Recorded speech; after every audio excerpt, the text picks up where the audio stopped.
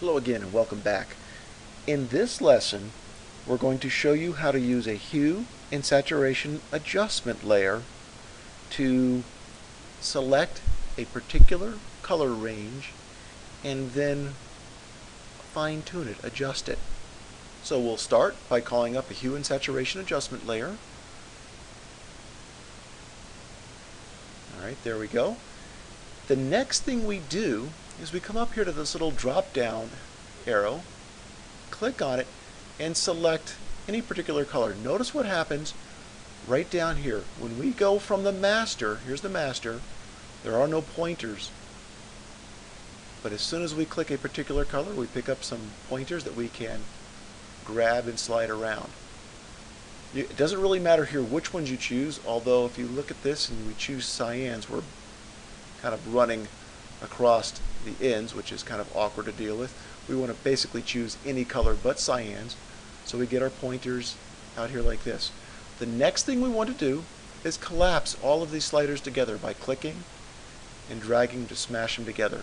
Doesn't matter where you leave them on the scale right here, it just matters that you close them all together. Now we can click our eyedropper tool, our sampler tool, click on it, and then click out anywhere in the image.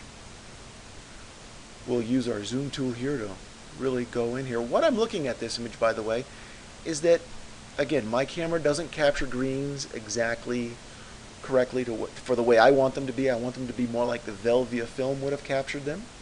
So they need to have a little more cyan and blue in them. They're a little bit yellow here. So we're going to roll in tight now and get in on some of these greens. We can right click and choose whether we want a point sample, or right click and choose a 3x3 average. In this kind of arrangement, a 3x3 is just fine.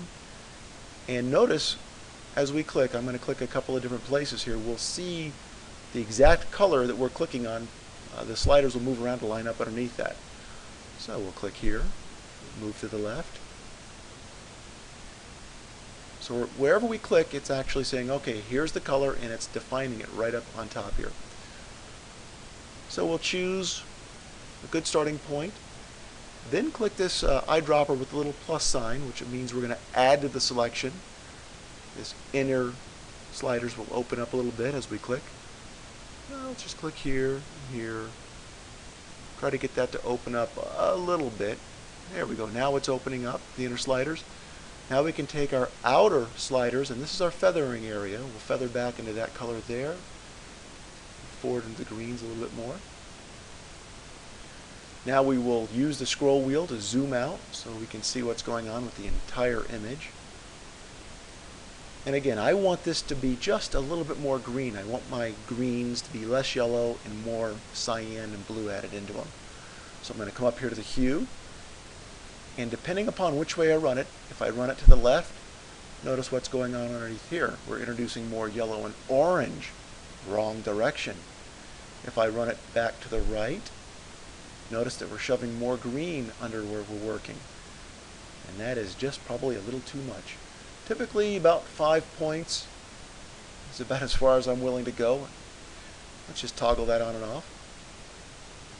Oh, fantastic. Nice improvement. Our greens look a lot more like the way Velvia film would have captured them. And Velvia was magnificent.